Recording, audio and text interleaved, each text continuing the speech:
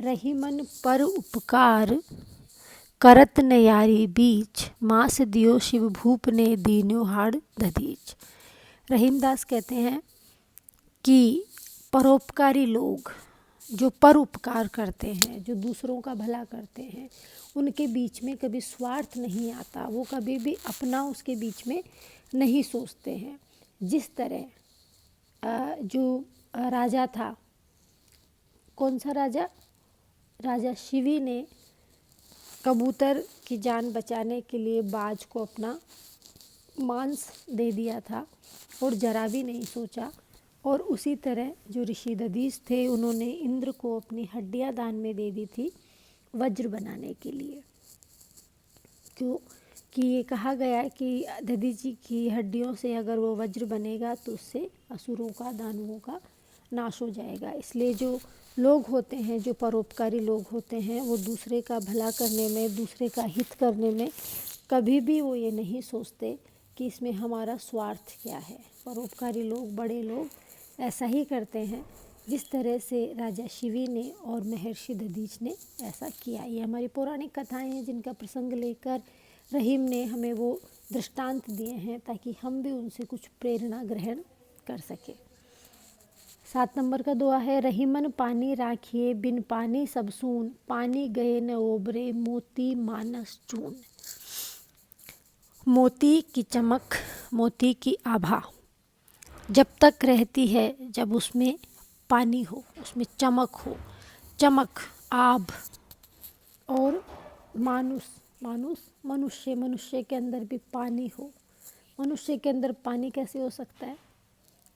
यानी मनुष्य का अपना इज्जत हो, स्वाभिमान हो, मान सम्मान हो, वो मनुष्य के लिए। और चून, आटे को हम बिना पानी के रोटी नहीं बना सकते, इसलिए उसका कोई उपयोग नहीं होता बिना पानी के, उसमें पानी हमको डालना ही पड़ेगा।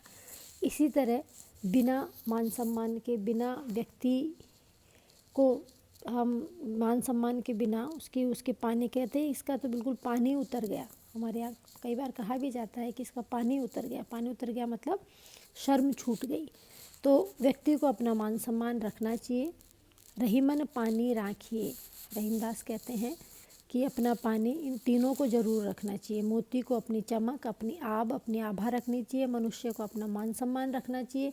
और जब तक आटे में आप पानी नहीं मिलाओगे तब तक वो कोई काम का नहीं है। इसलिए इन सारी चीज़ों का एक सुंदर उदाहरण देके रहीम ने हमें समझाया है।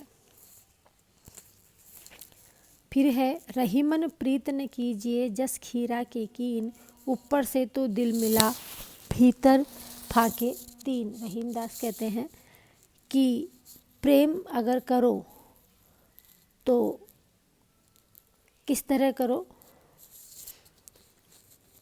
जिस तरह आप बाहर से और अंदर से एक जैसे ही दिखाई दो। अलग, अंदर से बाहर अलग अलग तरीके से अगर हम रहते हैं तो ऐसा हमें प्रेम व्यवहार में नहीं करना चाहिए। जिस तरह ककड़ी हमको बाहर से तो एक ही दिखाई देती है, लेकिन जब हम ककड़ी को काटते हैं तो उसमें अंदर फाके होती है, अलग अलग होती है वो। तो प्रेम वाले व्यक्ति को ऐसा नहीं करना चाहिए। बाहर और भीतर से उसको एक जैसा ही होना चाहिए, उसको निष्कपट होना चाहिए। इसलिए प्रेम व्यवहार में कभी भी निष्कपटता तो हो, लेकिन छल, कपट और प्रपंच उसमें नहीं होना चाहिए। तो ये भी नीति संबंधी दोहे हैं रहीम के। रहीमन प्रीत सराये मिले होत रंग दून, जो जर्दी हल्दी तजे तजे सफ़ेदी चून। जिस तरह हल्दी और चूने को मिलाने से दोनों अपना रंग छोड़ देती है। हल्दी अपना पीलापन छोड़ देती है और चूना अपना सफ़ेद रंग छोड़ देता है, और दोनों को मिलाकर एक तीसरा रंग पैदा होता है, चटक रंग लाल, जिसको हम प्रेम का रंग भी कहते हैं। तो प्रेम व्यवहार में ऐसे प्रेम की हमें सराहना करनी चाहिए जो अहंकार से युक्त ना हो, जिसमें अहंकार नहीं होना चाहिए, जिसमें अहभाव नहीं होना चाहिए। और आज की सबसे बड़ी जो समस्या है वो यही है कि हम अपना और अहंकार की ही बात करते हैं, हम दूसरे की बात नहीं करते। इस तरह से ये हमें अपना अहंकार त्याग देना चाहिए, और दोनों एक दूसरे से मिलकर अगर रहेंगे तो वो जो प्रेम होगा जिसमें अहंकार और अहभाव नहीं होगा, तो वो प्रेम दुगना होगा और अच्छे से बढ़ेगा। इस तरह रहीम हमें नीति संबंधी बातें बताते हैं और नीति संबंधी दोहे रहीम के हैं।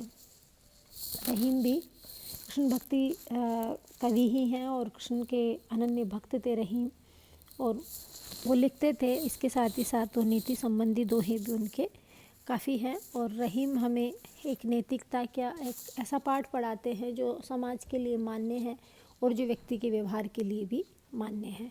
धन्यवाद।